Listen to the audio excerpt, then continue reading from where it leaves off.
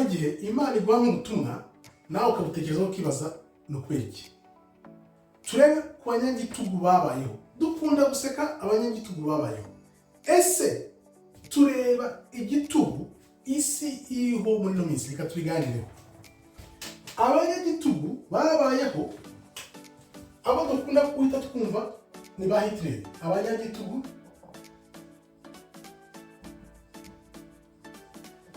babayeho. Akenshi na kenshi ibyo twumva, umuntu wa mbere twumva ni Hitler.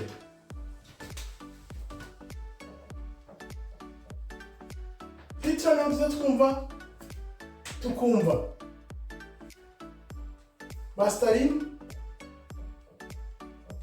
Abandi cyane cyane muri Afurika bakumva ba Amin n'abandi n'abandi. Kubera iki abanyagitugu tugomba kumva? Isi y'ubu ngubu itwereka ikanatwigisha ko bari abantu babi cyane, ariko ijambo ry'Imana ritubwira ko mu bihe bya nyuma aribwo isi izahura n'akaga gakomeye kubera igitugu abantu bazaba bategekeshwa. Kavuga urugero, ujya wibaza nk'ukuntu umuntu yicara ahantu agatekereza gukingira isi yose, gukingira isi yose, gukingira isi yose. Wenda ahangaha ushobora kuvuga uti njyewe ndemeranywa nabyo, ntacyo bintwaye, bimeze neza, ariko amakuru abantu bafite hirya no hino nuko tuzi neza ko nta muntu n'umwe iriya gahunda ubu ngubu wayigirira gutya. Abantu bose ni gutya. Ibyo twabonye twarakarumye, twarakumvise. Ibyo ni ibintu bitakiri ibanga, buri wese arabizi. Biriya bintu rero mbibona, narice ndatekereza gute umuntu atekereza gufata icyemezo cyo gukingira isi yose. Akubeshya, akakwereka ukuntu ibintu ari byiza. Wibuka ko ijambo ry'Imana ritubwira ngo umuntu naza kubwira ngo ibi bintu ni byiza, ni amahoro, ni amahoro, jya umenya ko aje gusenya ubugingo bwawe. Sizo umuntu twavuganaga ejo bundi arambwira ngo bo mu Rwanda ngo biriya bintu nabo bamaze kumenya ko ari ibintu byagiye mu turemangingo tw'abantu. Urumva rero ko niba n'umuntu wo mu Rwanda amaze kubimenya, atakiri mu mahanga gusa abantu babivugaho biraho, nta muntu umwe ubutinya, birazwi ko biriya bintu ntabwo byari mu nyungu za kiremwamuntu. Biriya bintu bishobora kuba wenda yari Satani, ari inyungu zirwanya Imana, inyungu zirwanya Imana za Satani, akaba ari cyo biriya bintu byakorewe. Iki rero tubona ko kirari igitugu gikabije abantu bagomba gukangukira, ni n'ubugome bukomeye. Benshi ntabwo babyumva. Reka wenda mbavunguriraho gakeya gato ubyumva ukuntu biriya bintu biteye. Wibuke maze kongera mvugamo nka kabiri gatatu misubiyemo, gufata icyemezo cyo gukingira isi yose. Bitekereza, ni ubugome bukomeye burenze kumva kwa muntu. Kabisubiremo, ni ubugome burenze kamere muntu uko mu ijuru babibona.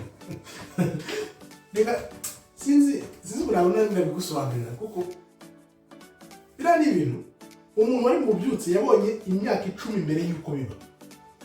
Byaravugwaga, abantu bakurikiye byaje babireba ku buryo bikimara no kuza hanze.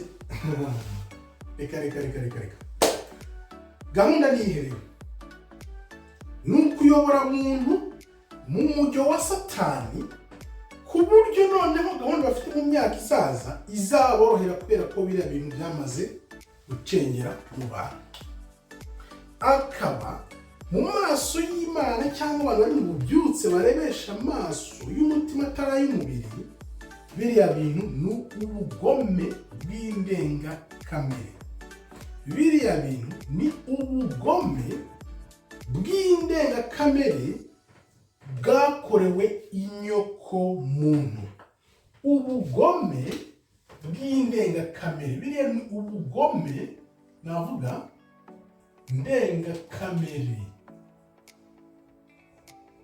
Kamere bwakorewe inyoko muntu. Ariko ababyumva bababarira ku ntoki izo. Benshi baravuga bati dore turiho ntacyo byadutwaye, ariko Satani wibuke ishaka kwigana Imana, ikora ibintu by'igihe kirekire ku buryo umwe azajya agenda asobanukirwa bitewe n'igihe. Igihe gusa amahire nuko bigiye kugenda bisohoka hanze, buri wese akamenya ukuri. Uzi ubwenge wenda yatakambira Imana, Imana igaca inkoni zamba. Dukomeze turebe rero impamvu abantu baseka abanyagitugu babayeho, cyane cyane uriya Hitler akaba ari we benshi bagaruka kugira ngo bamwangishe abantu. Ariko hari amavideo nakoze nerekana impamvu ari kugaruka mu majwi, kubera ko yivunnye abantu bihitiraga ubwoko bw'Imana kandi atari bo. Ariko no kugira ngo bikomeze bigire ingufu, bagomba guhora bihoza mu majwi iteka ryose. Amavideo ni menshi nabikozeho, wayareba hasi ukareba impamvu bivuga ko bifitiye gihamya kandi tubyerekwa mbere y'uko biba byaba, noneho ukaba witeguye. Ikintu cya kabiri rero cyerekana ko abanyagitugu ubu ngubu aribo babi kurusha babayeho, ni gutekereza gufunga internet. Nuvuga ngo wibuke ijambo ry'Imana mu gitabo cya Daniyeli riratubwira ngo muri icyo gihe ubwenge buzagwira. Ubwenge buzagwira. Nuvuga ngo internet barareba bakabona nta kuntu bashobora kuyikumira. Muri za Afrika ntabwo tuzi ukuntu bagenda babuza abantu gutambutsa amakuru, ariko hano muri za Amerika y'Amajyaruguru no mu Burayi habayeho intambara ikomeye yo kuzimya abantu cyane. Niyo mpamvu abantu benshi bagiye kuri za beetroot, bagiye kuri za rainbow, urumva ari za rainbow na beetroot. Aya nkaho ari naho nahita amacano, ni anima platform ameze nka YouTube. Niho abantu benshi bavuga ibintu by'ukuri byimbitse by'amabanga, bose bahise bagiye kuri za rainbow na za beetroot. Niho wabasanga ushobora kugenda ukareba ibintu bavuga. Noneho uko nakubwiraga ubugome bw'indengakamere ari nabyo bategura abantu. Iriya filime bagomba nashaka gukoraho video kugira ngo mvuge imisobanuro ikivuze. Bari gutegura abantu mu mitwe ko hazabaho cyber attack, ikoranabuhanga mbese rizaterwa igitero ku buryo umuriro uzabura, ibintu byose bikabura. Wumve ubwo bugome, gufunga internet. Barareba muri no minsi internet irakoreshwa hose, nta kuntu babuza amakuru gutambuka. Bwa bwenge Imana yavuze buzatambuka nibwo bumena umuceri, kuko byose biri kuri internet. Abantu bari kuri internet. Wumve za YouTube zitari zaratangiye, zitari zabaho cyangwa zigitangira, na za Facebook zigitangira, hakiriho za high five, MySpace, hakiriho zira Netscape navigation, hakiriho ibintu bya kera muri za 1997, 1998 bibiri bigitangira. Buriya bya bintu bibiri bigitangira nibwo internet yafashe ikintu bakwita nk'imbaraga yazamutse. Nubwo twari tumaze kujya kuri internet muri 1997, 1998 aho byose urabona uko byagiye bikurikirana biza n'amahire uri mu bintu by'ikoranabuhanga, ugenda mu kuntu bizamuka. None rero uko gufunga internet barareba bakavuga bati ubu ngubu ntabwo bishoboka. dutegereza. Ariko mu gihe uko bategereza niko ubwenge busohoka hanze. Bwa bwenge nyine wumva Imana, ntushobora guhangana n'Imana. Imana izabanza ireke abantu bamenye ubwenge, bakanguke, noneho ku buryo abantu bose bazaba bazi bati okay, Satani afitiye umugambi, Imana ifitiye umugambi, turi abantu turajya ku ruhande. Iyo mahitamo azaza. None rero gufunga internet babyitirira igitero ngo kizagabwa gikozwe n'ababisha, sinzi aho bavuga, niba ari Abarusiya, niba ari Korea y'Amajyaruguru, noneho bikazatuma umuriro ubura ahantu hose. Umuriro ni gute rero waca umuriro ahantu hose icyarimwe? Nibwo bwa bugome bw'abanyagitugu nakubwiraga. Ni ukuvuga ngo mu bihugu byose isi yose igiye kuba umubumbe nk'uko bivuga, iba umudugudu, ku buryo bahita babwira mu perezida wese wo muri gihugu runaka, bwira abashinzwe umuriro bose bagahita bawukuraho. Bagakuraho umuriro. Niba bamara gukuraho umuriro, nibwo interineti yose izazima, bagakora ibyo bakora, nyuma bakazana bagarura ibindi bintu tutazi. Nguko rero uko tubona ko abanyagitugu babayeho bari abana. Ariko uko amateka n'ubuhamya butubwira ko aba banyagitugu bose babayeho, yaba ba Hitler, yaba Stalin, yaba ba Mini n'abandi bose, nabo bifuzaga kugira ikoranabuhanga rihambaye, ku buryo aribo bashaka kugera ku bintu bishaka kugerwaho muri iyi myaka ya 2030. Wibuke za gahunda biha ngo imyaka y'ibihumbi 2030. Ibi bintu abanyagitugu bose babayeho barabyifuje, ariko bagenda batabigezeho kubera ko ikoranabuhanga ryari rigiciriritse, rikiri hasi. Nuko rero batashoboye kugeraho. Ubu ngubu abuyumunsi bakaba bihisha inyuma y'iyo mishinga yose, bavuga ngo ni imishinga yo gufasha isi, imishinga myiza, ariko bagamije kukurimbura n'ubugingo bwawe, ku buryo utazanasobanukirwa na gato, bakakurimbura ubita abantu beza. Ibintu birasekeje ukuntu. Niyo mpamvu ugomba gushaka Imana, ugasoma ijambo ukaryumva ubwawe, utagendeye ku mabwire wabwiwe n'abo bapasiteri n'abandi bose bita ngo ni abahanuzi. Narabivuze ubushize, umuntu wita umuhanuzi jya umugendera kure, kuko abakina n'ibyo atazi. Natwe Imana iduha ibintu bibi bitatu ukabona birasoje, ariko ntushobora gutinyuka kwita umuhanuzi. Narabikweretse muri iki Rwanda n'u Burundi, ukuntu byeretswe 2014 kweka ibya Ukraine, ukuntu byeretswe 2008 na 10 mbishyira mu gitabo biryamaho 2020. Ijambo rirakomeza rirambwira bishyira mu gitabo mbishyiramo 2020 2022 iriya ntambara ya Ukraine naho. Ibyo ntabwo ushobora kungira umuhanuzi, ntibyangira umuhanuzi. Ariyo mpamvu mbwira ni kanura amaso, ufate ijambo ryawe urisoma ubwawe, utagendeye ku mabwire n'imyumvire ya muntu. Ibyo umupasiteri cyangwa nanjye gusobanurira n'iby'Imana yampaye kumenya, bigufasha gufata umurongo wo gusoma ijambo ubwawe ukaryumva, kuko iyo ugendeye kuri ibyo ngibyo nguhaye, ni ukuvuga ngo urashaka kuba njye kandi ntabwo ndi wewe. Ni ukuvuga ngo iri jambo ukuntu Imana yarikoze, rikoze ku buryo buri kiremwa cyose gihumeka gishobora gusoma no kureba no kwandika, cyane cyane gusoma, bikigiraho ingaruka bitewe na gahunda y'icyo kiremwa, y'uwo muntu Imana yamuzaniyeho mu isi. Iri jambo dushobora kurisoma ntituryumve kimwe, kubera ko Imana itaduhaye gahunda zimwe. Nibyo rero abapasiteri bashaka gukora, bagafata umuntu, abantu bose bagashaka kumvisha ibintu bimwe ngo babifate bunguri, aribyo bagatolika bakora. Ubona nta mugatolika n'umusoma Bibiliya, biriya byose ni gahunda ziri ku mupangu kugira ngo udasoma Bibiliya zanyu mwumve kuri icyo Imana yabazaniye mu isi. Urabona ko njye nabisomye ubwanjye, ubona ko imyumvire nabaye muri Bibiliya ihabanye kure n'iyo gatolika cyangwa n'andi madini. Mbita mbona ibintu ku buryo butandukanye kubera ko nabyisomeye bitameze nk'ibyo nahawe n'ayo madini mugende muri uwo buryo.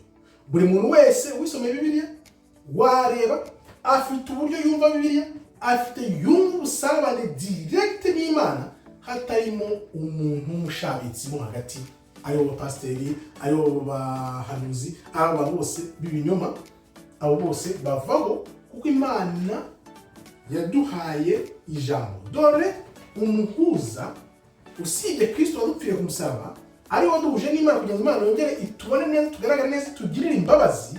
Umuhuza wundi uri hano ni Umwuka Wera n'ijambo ry'Imana. Wibuke iri jambo ryahozeho, rizahoraho, kandi ririho, rizahoraho iteka ryose. Mvuga ngo iri jambo iyo uryanditse mu mutima wawe ukaryandika no mu bwenge bwawe, ni ukuvuga ngo uba uri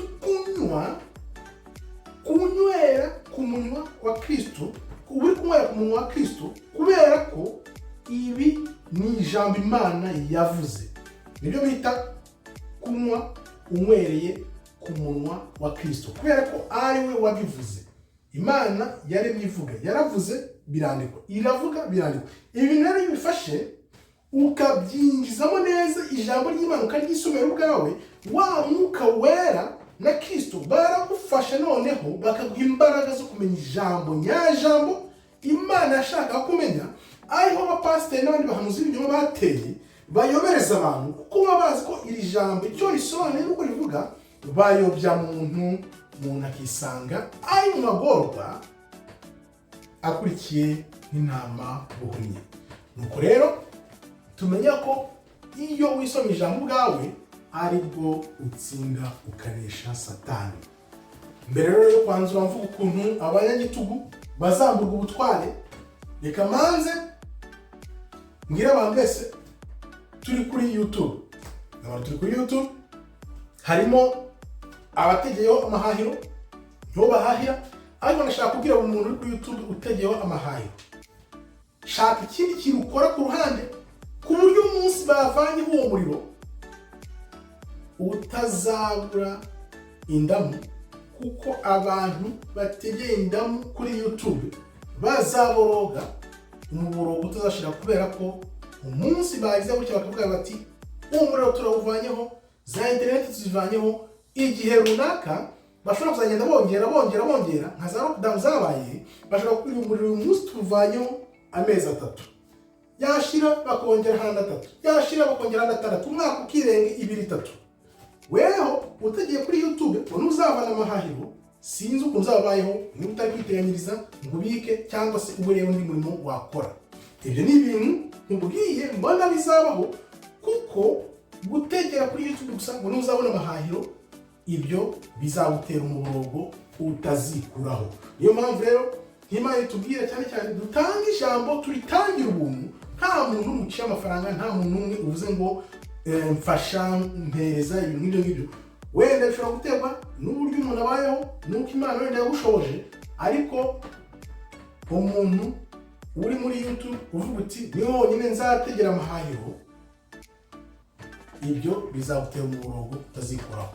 Cakenge ni muri kuri YouTube, niba umuntu uvanamo icyo uvanyemo kubera ibyo uhakorera, bika cyangwa se biteganyirize ukora indi mishinga, noneho urebe ukuntu icyo gihe ni cyiza kizasange witeguye udategeye kuri YouTube gusa. Ako kari agaciyemo. Mu kurangiza rero reka wumve ukuntu ijambo ry'Imana ritubwira muri Yesaya 19 ukuntu Babuloni n'abo banyagitugu bazaba. Dore uko bizagenda. Yesaya 19:2 Imana iravuga iti, nzateza intambara hagati mu basivile b'i Babuloni, hazaba intambara ya jenoside y'ubwicanyi hagati mu banyagihugu ba Babuloni yagereranyaga na Egiputa. Nzateranya umuvandimwe n'umuvandimwe, umuturanyi n'umuturanyi, maze barimburane. Imijyi ihora ihanganye izajya mu ntambara, bakora intambara barwane, kandi n'abami icyo gihe bazaba bari gupfa ubutegetsi. Imana rero yakubwira ngo icyo gihe kizakwereka ko Babuloni igiye kugwa burundu, igiye kugwa, Babuloni yasenyutse, igitugu mpatse ibihugu ubutware bamye bashyira ku isi yose. Aho turavuga Amerika n'abambari babo b'Abanyaburayi, Imana igiye kubatura hasi aho izateranya umuvandimwe n'umuvandimwe, umuturanyi n'umuturanyi, noneho imijyi ihora ihanganye nubwo bitagaragaraga ijye mu ntambara bapfa ubutegetsi. Nuko rero uko bazamburwa ubutware kuko Imana yabahaye igihe gito, bibeshya ko yabahaye ubuziraherezo. Wibuke Imana yabahaye imyaka 2000 gusa. Imana yabahaye imyaka 2000 ikaba irangiye. Barabizi neza ikibabaje n'Abanyafrika, ariko Imana irabizi nyine n'izabatabara ko Abanyafrika bashaka babizi biri kujya mbere. Noneho bo kubera ko babizi bashatse kujya imbere y'ibihe, kuko Satani ashaka kujya imbere y'ibihe iteka, agasanga Imana iri ku gihe iteka.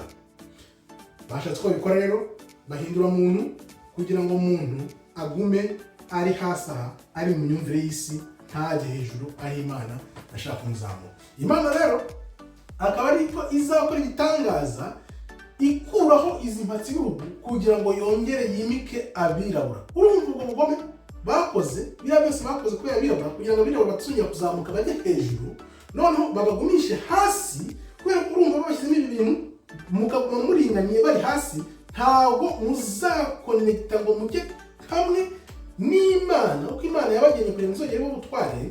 Urumva ko hazabaho ya ntambara ya Kristo, niwe wenyine uzayirwanira kugira ngo agobotora abantu sekibi. Ari nayo mpamvu wenda ushobora kuba ari akantu neretswe nanjye ntabizi neza, mbona hazaba cya kinyagihumbi Kristo azategekana nabi. Cya kinyagihumbi kizaba nibwo Kristo azategekana nabi, kugira ngo abantu bavanwemo iyozabwonko bakoreye iyo myaka 2000. Bizatwara imyaka myinshi.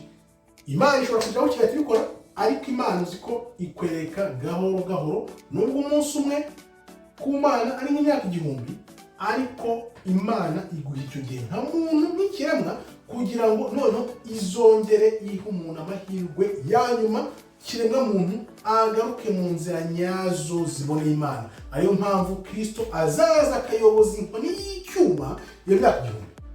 Niyo mpamvu nibaje ko Kristo azaba agarutse, kubera iki azagombera inkoni y'icyuma yo kuyoboza abantu. No kuvuga ngo kugira ngo abantu bavanwe iyo myumvire y'Ababuloni bagiyemo, n'uyu munsi iyo ubwiye abantu tidore ibintu Babiloni iri gukora n'amahano n'ubugesera, nk'uko abantu babivuga, bireke wibikurikira, ukurikira inzira z'Imana. No, I'm good, meze neza. Umuntu nyine ari mu byawe kubyo atabona ko Babiloni iri kugwa izarimbukana nawe, ukamubwira ati ngwino ujye mu nzira nziza, akaguseka ahubwo akaba yanakwita umusazi. Bamwe baragutuka, abandi bakajya gukira gutya, ariko umuntu wumva urareba ibyo byose, wenda n'ubundi Imana yatugiriye ngo natwe tubibone. Kuko urumva Kristo naza hamaze kubiza ntambara za Armageddon, akayobora, azayobora amahanga yose. Wibuke ko amashyanga yose n'amahanga n'ibihugu byose bazajya kwambaza, bapfukame, bamenye Imana, bavuge bati turambaje Imana i Yerusalemu.